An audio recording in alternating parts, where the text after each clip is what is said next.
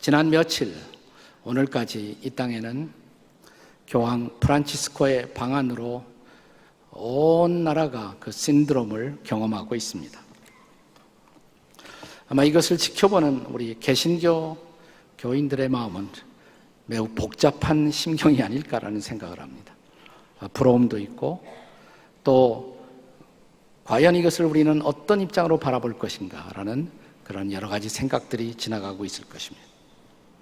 일부 개신교 근본주의자들 가운데는 교황의 방한을 반대하는 그런 집회를 열었다는 뉴스도 나오고 있습니다.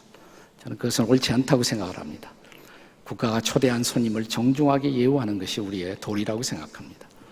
나 개신교인으로서 우리 가톨릭에 대해서 저는 늘 세 가지 생각을 갖습니다. 하나는 뭐냐면 종교개혁이 지난 지 오래가 되었음에도 불구하고 아직도 고쳐지지 않은 성경적이 아니라고 믿는 교리적 상이성이 분명히 존재하는 것을 믿고 거기에 대한 예리한 분별력을 가질 필요가 있다는 생각입니다.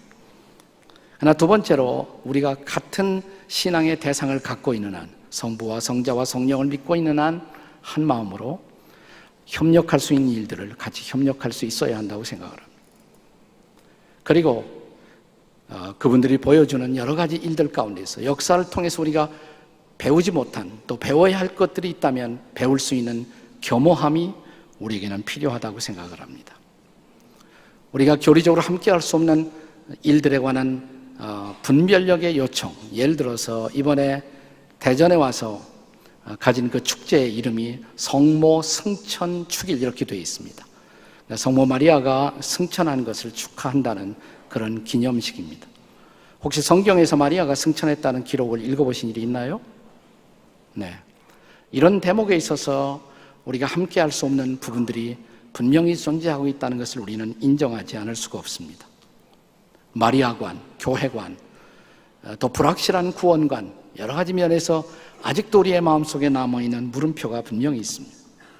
저는 그럼에도 불구하고 또한 그 오랜 역사를 통해서 그들이 경험한 좋은 것들을 우리가 학습하고 배워야 할 필요가 있다고 생각합니다. 특별히 이번 한국을 방문한 프란치스코 교황이 보여준 여러 가지 모범들, 그분의 소탈함, 소박함, 그리고 사회적 약자들을 돌아보는 친절한 긍휼의 마음들, 이건 굉장히 우리가 본받을 만한 요소들이 아니겠습니까? 어떤 분들은 그것까지도 쇼다 이렇게 말하는 분이 있는데, 거룩한 쇼는 본받으면 좋지 않겠습니까? 네, 난 너무 좋더라고요. 이게. 네, 나도 자동차도 바꿀 때 이제는 소울로 바꿔야 하지 않을까 이렇게 생각하고 있습니다. 네. 특별히 그분이 많은 사람들에게 사랑과 신뢰를 받으면서 보여준 영적인 지도자상, 아버지상, 이런 것은 얼마든지 우리가 흠모할 만한 것이라고 생각합니다. 비바, 파파 그렇잖아요. 파파, 아빠라는 말인데, 아빠라는 말. 네. 공적으로 천주교에서는 영적 지도자를 신부님이라고 부르지 않습니까? 거기에도 아빠라는 말이 포함되어 있어요. 저는 오늘 성경에서 영적인 아빠, 파파, 영적 아비상에 대한 말씀을 같이 나누려고 생각을 합니다. 영적 아비의 존재는 단순히 조직된 교회의 직제로서 결정되는 것이 아닙니다. 그분이 교회의 직제에 제일 우두머리에 있기 때문에 그분은 영적인 아버지다. 성경은 그렇게 가르치지 않는다는 것입니다. 그가 그 자리에 있느냐와 상관없이 중요한 것은 그가 영적인 생명들을 낳고 키우고 있는가. 내가 만약 영적인 생명들을 낳고 있고 그들을 진심으로 잘 돌보는 일들을 하고 있다면 영적 아비라고 할 수가 있습니다. Spiritual Father라는 것입니다. 우리가 예수 그리스도를 구주와 주님으로 영접하고 믿는 순간 우리는 그리스도 안에 있는 새로운 생명을 선물로 받습니다. 그 순간 우리는 영적인 아기로 태어나는 것입니다. 네. 바로 이 진리를 우리가 함께 읽은 고린도전서 3장 1절의 말씀이 전달하고 있죠. 같이 한번 읽어보겠습니다. 시작. 형제들아, 내가 너희를 신령한 자들을 대함과 같이 너희에게 말할 수가 없었어. 육신에 속한 자, 곧 그리스도 안에서 어린아이들을 대함과 같이 하노라. 여기 그리스도 안에서 어린아이라는 표현이 등장하지 않습니까? Baby in Christ, 그리스도 안에서 아기, 새로운 생명을 받은 사람들은 그리스도 안에서 아기예요. 근데 이 편지를 바울에게서 받고 있던 고린도 교회 그 당시 문제는 그 아기가 전혀 자라지 않고 있었다는 것입니다. 바울이 고린도에 가서 복음을 전하고 고린도 교회를 개척한 것이 추후 AD 52년의 일입니다. 이제 시간이 지나갑니다. 2년, 3년. 그런데 예수님을 영접한 아이들이 여전히 아이로 머물러 있고 성숙하지 못하는 모습을 보고 안타까운 마음으로 바울은 에베소에 왔을 때 AD 55년경에 붓을 들어 편지를 씁니다. 그것이 바로 고린도 전서요 후서인 것입니다. 거기에서 그들의 영적 성숙을 촉구하고 있는 것입니다. 그리스도인이 된 사람들의 평생의 숙제가 있어요. 그것은 영적으로 우리가 자라야 한다는 것입니다. 그리고 이 자람의 정점, 마침내 우리는 어느 날 우리 모두가 영적인 아비가 되고 어미가 될 수가 있어야 한다는 것입니다. 이런 교황 같은 그런 분만 파파가 아니라 우리 모두가 영적인 파파와 마마가 될 수가 있다는 것이 성경의 가르침입니다. 바울은 자기가 직접 복음을 전했고 그리고 초기 신앙을 돌보고 양육했던 고린도 교인들에게 편지를 쓰면서 내가 당신들에게 영적 아비와 같은 존재가 아니더냐? 오늘 이 말씀을 주고 있습니다. 그것이 본문 4장 15절이죠. 같이 한번 읽겠습니다. 시작. 그리스도 안에서 일반 스승이 있을 때 아버지는 많지 아니하니 그리스도 예수 안에서 내가 복음으로써 너희를 낳았습니다. 옛날 번역에는 아비라고 했는데 그리스도 안에서 일만 스승이 있어요. 나에게 영향을 끼친 수많은 스승들이 있을 수가 있습니다. 그러나 영적 아비는 많지 않은데 내가 바로 복음으로 너희들을 낳지 않았느냐. 바울이 이렇게 말하는 것입니다. 그리고 그런 내가 여러분들에게 충고한다고 격려한다고 권고한다고 여러분은 이제 자라야 한다고 그리고 여러분도 어느 날 영적 아비가 되어야 한다고 말하는 것입니다. 오늘 우리는 이런 영적 아비를 향한 성숙의 교훈을 가장 잘 전달해 주고 있는 한 그림을 철로 역정에서 찾아볼 수가 있어요. 자, 이제 좁은 문을 통과한 순례자 크리스찬이 그 문을 통과하자마자 선희 씨라는 사람을 만납니다. 굿윌. 이 선희 씨는 좁은 문을 통과한 크리스찬을 데리고 해석자의 집이라는 곳으로 안내합니다. 해석자의 집. 자, 그 집에 들어갔더니 맨 처음 그 현관에 한 초상화가 맞이래요. 초상화. 이 초상화 보니까 한 사람이 눈을 하늘을 향하고 있습니다. 손에는 책을 들고 있고 입술에서는 아름다운 진리의 말씀이 떨어지고 있습니다. 머리에는 황금의 면류관을 쓰고 있습니다. 해석자는 그를 가리킵니다. 잘 보라고. 이러한 분들이 있어서 우리가 여기까지 온 것이라고. 바로 이 초상이야말로 영적 아비상, 영적인 목자의 모습들인 것입니다. 아마도 존 버녀는 철로 역정에서 바로 이 목자상을 보여주면서 자기 신앙의 초기에 구원의 확신을 가질 수 있도록 안내해 주었던 영국 bed포드의 세인트 존 스트리트의 침례교회 목사님이었던 존 기포드를 그 마음속에서 연상하고 있었을 것입니다. 얼마 전에 저희 교회에서 영국의 기독교 사적지를 순례할 때 거기에 갔어요. 그 교회를 찾아갔습니다. 세인트 존 철치. 지금도 그렇게 되어 있어요. 그 교회 옆에 목사관이 있습니다. 목사관에 그 팻말이 붙어 있고 네, 이 교회 목사였던 존 기포드에게 이 존 버녀는 찾아와서 자기 신앙에 관한 많은 질문을 했습니다. 그 질문에 대한 대답을 주었던 것이 목사관이었어요.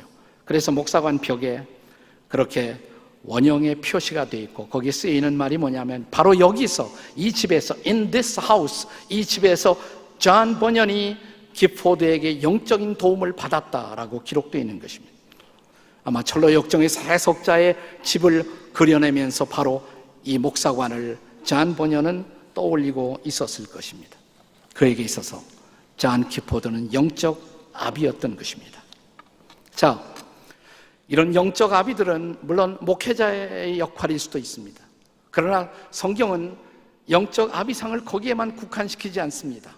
성숙한 모든 성도들이 누군가를 향해서 나도 영적 아비가 될 수가 있다고. 그러면 영적 아비의 미션, 그 미션은 도대체 뭘까요? 첫째로 영적 아비의 미션은 복음의 능력을 전달하는 것입니다. 혹은 복음의 능력을 가르치는 것입니다. 자, 해석자가 목자의 초상화를 보여준 후에 그 다음 순례자를 인도한 것은 넓은 응접실이었어요. 자, 응접실에 딱 가니까 응접실에 먼지가 이렇게 쌓여 있습니다. 청소를 안 한 지 오랜 시간이 지난 듯합니다. 해석자가 하인을 부르자 하인 남자가 하나 옵니다. 빗자루를 가지고 옵니다. 좀 쓸어보라고. 이렇게 비지를 시작하자 먼지들이 막 일으키자 뽀얀 먼지를 일으키면서 눈을 뜰 수 없는 지경이 되었어요. 그러자 해석자는 스톱 하더니 또 다른 사람을 불러냅니다. 이번에는 하녀를. 이 하녀는 물동이를 가지고 나옵니다. 이제 그 물을 뿌려보라고.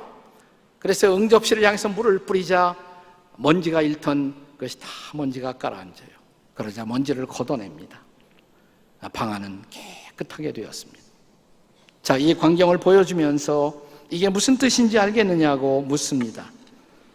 잘 모르겠다고 그러니까 해석자가 크리스찬에게 바로 먼지는 인간의 죄를 가리키고 있는 것이라고, 죄.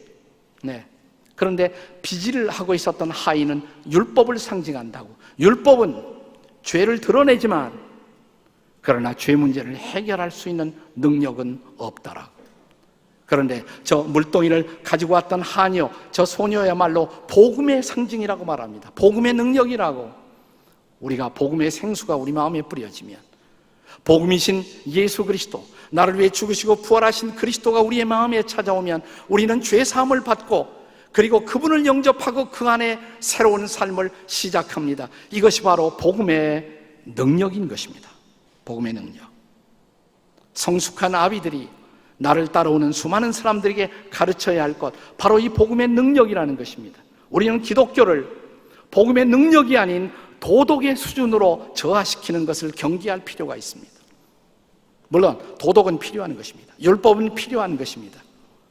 그러나 율법은 해결이 아니에요. 도덕은 해결이 아니에요. 사람이 죄를 범할 때 우리가 해야 할 올바른 일을 몰라서 죄를 범합니까? 알고 있어요. 그런데 그것을 해결할 능력이 없어요. 그것이 율법의 한계이고 도덕의 한계이고 양심의 한계인 것입니다. 네, 바로 이것을, 이 광경을 철로 역정을 통해서 저한 번연은 보여주고 있는 것입니다. 바로 이 대목에서 번연이 인용했던 말씀이 로마서 7장 6절입니다. 한번 같이 읽겠습니다. 로마서 7장 6절 함께 읽습니다. 시작. 이제는 우리가 얽매였던 것에서 죽었으므로 율법에서 벗어났으니 이러므로 우리가 영의 새로운 것으로 섬길 것이요 율법 조문의 묵은 것으로 아니할지니라. 우리가 하나님을 섬기는 것은 율법 가지고 섬기는 것이 아니다 이 말이에요. 기독교는 율법 종교가 아니라는 것이에요. 영의 새로운 것으로. 이제 그리스도께서 내 마음속에 찾아오시고 그리스도의 영의 인도함을 따라가는 길, 그것은 단순히 율법의 길과 다르다는 것입니다. 그럼 율법은 뭐냐? 성경에도 율법이 있지 않느냐? 율법의 역할은 뭐냐? 그 대답을 로마서 그 다음 절 7장 7절에서 배울 수가 있습니다. 같이 읽습니다. 시작. 그런즉 우리가 무슨 말을 하리요? 율법이 죄냐? 그럴 수 없느니라. 율법으로 말미암지 않고는 내가 죄를 알지 못하였으니 그 율법이 탐내지 말라 하지 아니하였더라면 내가 탐심을 알지 못하였으리라. 그렇습니다. 율법 중에 많은 계명이 있는데 그 중에 하나가 탐내지 말라. 그러니까 그 말씀을 읽었을 때 내가 탐냈잖아요. 그러니까 나는 율법을 범했구나. 그것을 깨닫습니다. 나는 율법을 깨트린 죄인입니다. 그러나 그 율법이 나를 구원할 수는 없다는 것입니다. 내가 율법을 깨트린 죄인됨을 알고 하나님 앞에 엎드립니다. 근데 그때 찾아온 것이 복음이에요. 바로 내 죄를 짊어지고 그리스도께서 십자가에서 내가 지불해야 할 죄의 대가를 그분이 지불하시고 심판과 저주를 받으셨다는 것입니다. 그를 나의 구주로 영접하는 순간 그 보혈의 피가 나를 적십니다. 나를 새롭게 합니다. 그리고 그리스도의 영이 내 삶을 이제부터 인도한다는 것, 이것이 바로 복음의 능력인 줄로 믿습니다. 사랑하는 여러분, 영적 아비는 이 복음의 능력을 알고 있는 사람들이에요. 그리고 자기를 따라오는 사람들에게 그 복음의 능력을 전수하고 전달하는 사람. 나는 한평생 사랑하는 여러분, 여러분과 제가 영적 아비로 복음의 능력을 붙들고 이 복음의 능력을 전하며 살아갈 수 있기를 주의 이름으로 축복합니다. 영적 아비의 미션이 뭘까요? 둘째로 인내의 상급을 가르치는 것입니다. 인내의 상급을 가르치는 것. 해석자가 크리스찬을 데리고 그 다음 인도하는 곳은 작은 방이었어요. 작은 방. 이 작은 방에 딱 가니까 의자 둘이 있어요. 근데 의자 둘 위에 아이 둘이 앉아 있습니다. 근데 한 아이는 잔뜩 인상을 찌푸리고 불평과 불만으로 가득 차 있어요. 근데 그 옆에 한 아이는 아주 평온한 모습으로 앉아 있습니다. 자, 그 불평과 불만으로 가득 찬 아이에게 보니까 이름이 있어요. 이름표에. 그 이름이 뭐냐면 패션, 정욕이에요. 정욕. 그런가 하면 평온한 모습으로 앉아있는 아이, 이 아이의 이름은 인내였습니다. patience, 인내였습니다. 크리스찬이 해석자에게 묻습니다. 왜 이렇게 두 아이의 표정에 차이가 나느냐고.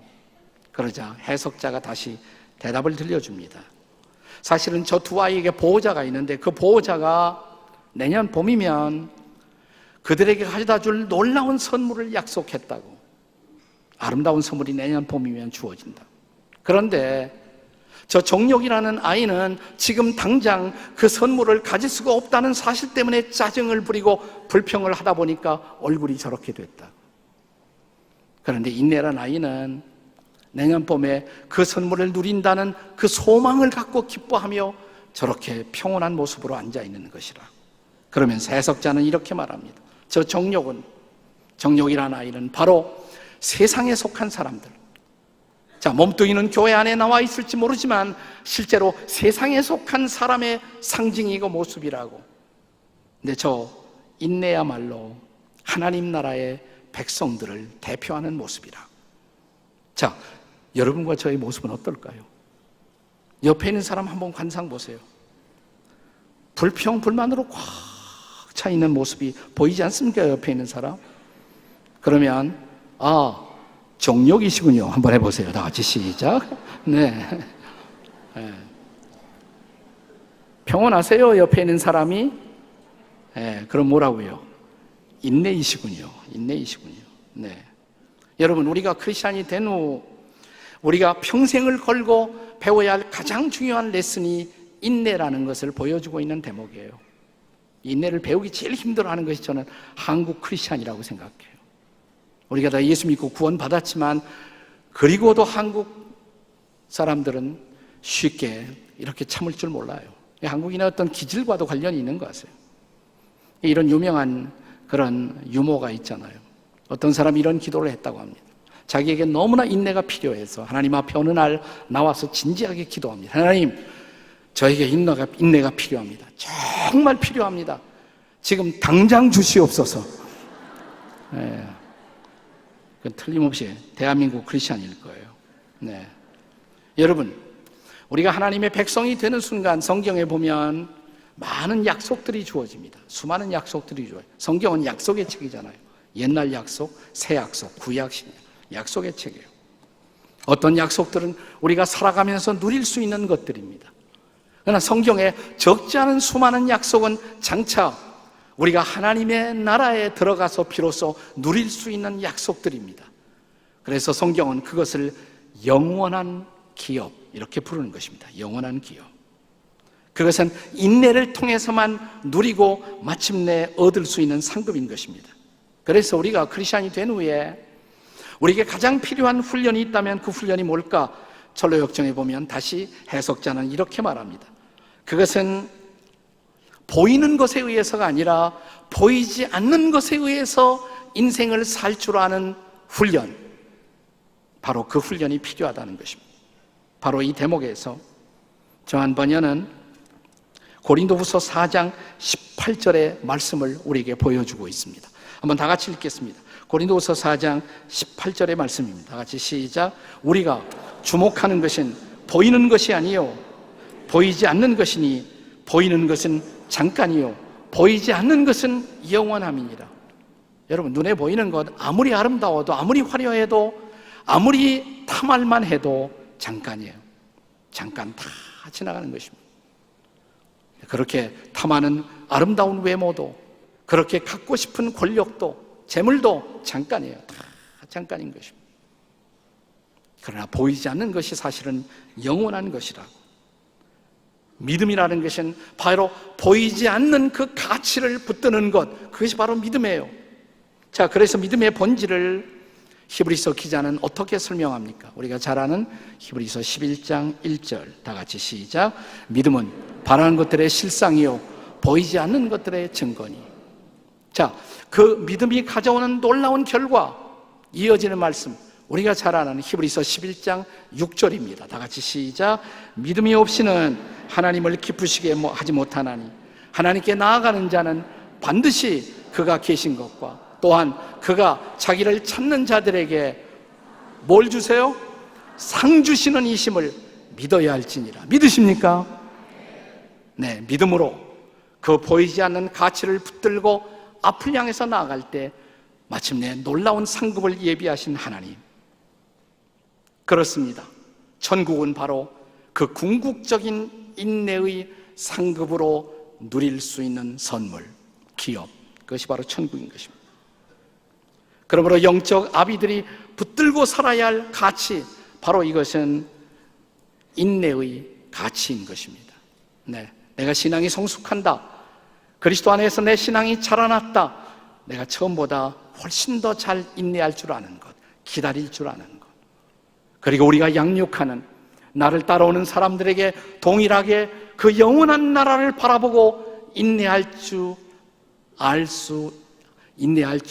알을 가르칠 수 있는 것. 네, 점심이 가까우면 저는 이런 증세가 나요. 배고픔의 증상인 것입니다. 그걸 비웃으면 어떡해. 네, 이 시간에 설교해봐. 나 대신해서. 네. 천국은 바로 이 인내를 통해서 얻을 수 있는 상급임을 믿으십니까? 네, 영적 아비의 특권이에요. 그리고 여러분을 따라오는 사람들에게 그 인내를 가르칠 줄 아는 하나님의 사람들이 되시기를 주의 이름으로 축복합니다. 네. 자, 영적 아비의 미션, 마지막으로 세 번째는 은혜의 사역을 가르칠 줄 알아야 합니다. 자, 해석자는 크리스찬을 데리고 이번에는 벽난로가 있는 방으로 가요. 벽난로가 있는 방으로 가보니까 난로에 불길이 타고 있어요.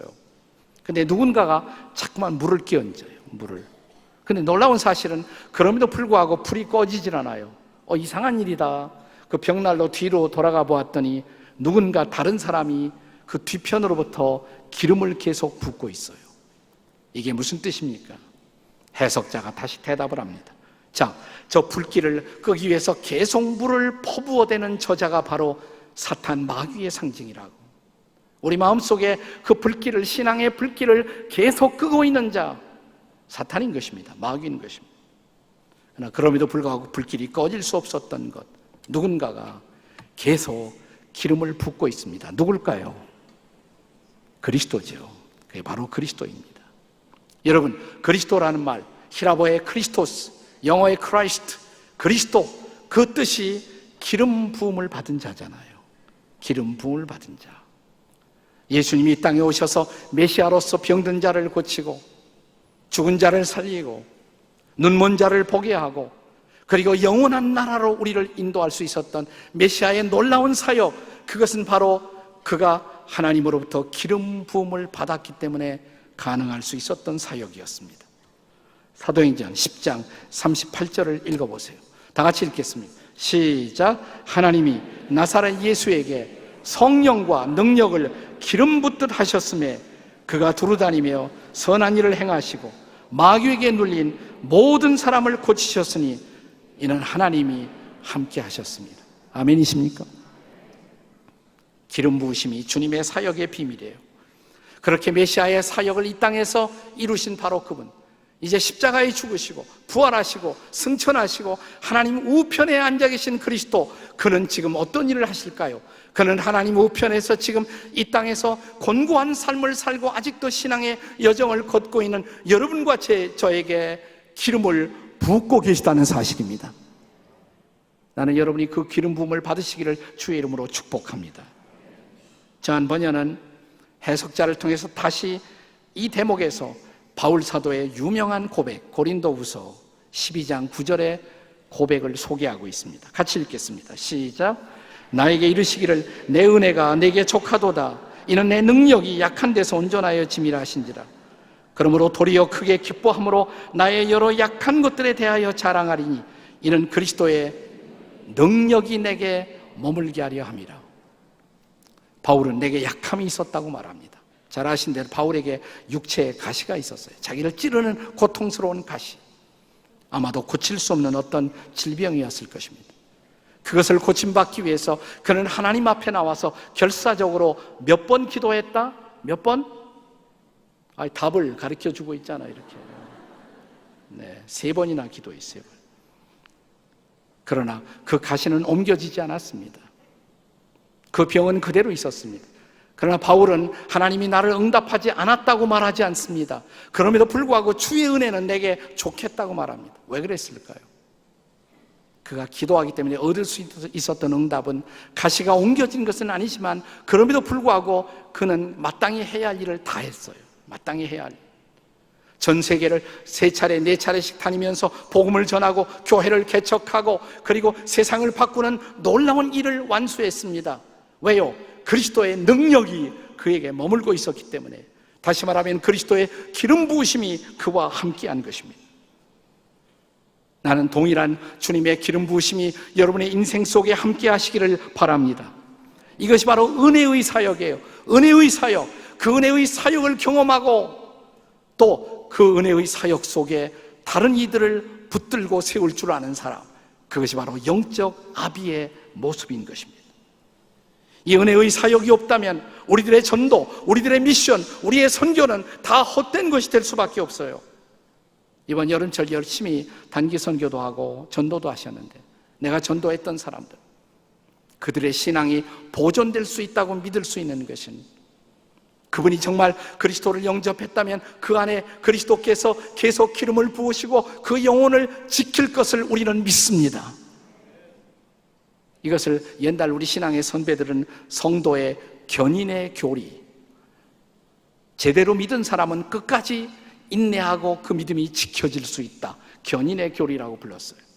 혹은 침례교 전통에서는 영원한 안전, 이 안전은 우리가 지키는 안전이 아니에요. 그분이 지켜주심으로 안전이 지켜질 수 있다는 것입니다. 이번 여름에 전도한 모든 영혼들 가운데 이런 주님의 기름 부으심이 함께하도록 기도하는 여러분과 제가 되실 수 있기를 바랍니다. 바울은 그의 영적 아들인 디모데를 위해서 기도하면서 이 말씀을 남깁니다. 디모데후서 1장 6절과 7절입니다. 다 같이 읽겠습니다. 시작.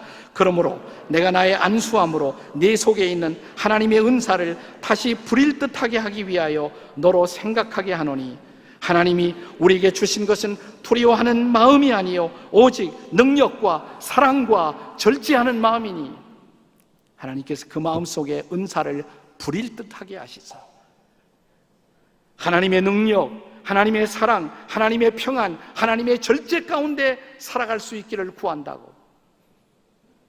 이 무더운 여름, 나는 그리스도의 기름 부으심이 모든 성도들 가운데 함께하는 여름이 되시기를 주의 이름으로 축원합니다. 뿐만 아니라 내 안에 넘치는 기름 부으심의 능력이 우리가 복음을 전하고 우리가 나누었던 모든 사람들 안에 머물러 그 영혼들을 지키고 그들을 세울 수 있기를 주의 이름으로 축원합니다. 여름철 수고하셨습니다. 그러나 그들을 향한 중보를 쉬지 않고 계속 그리스도의 은혜의 능력을 경험해가는 영적 아비와 어미가 되시기를 주의 이름으로 축복합니다.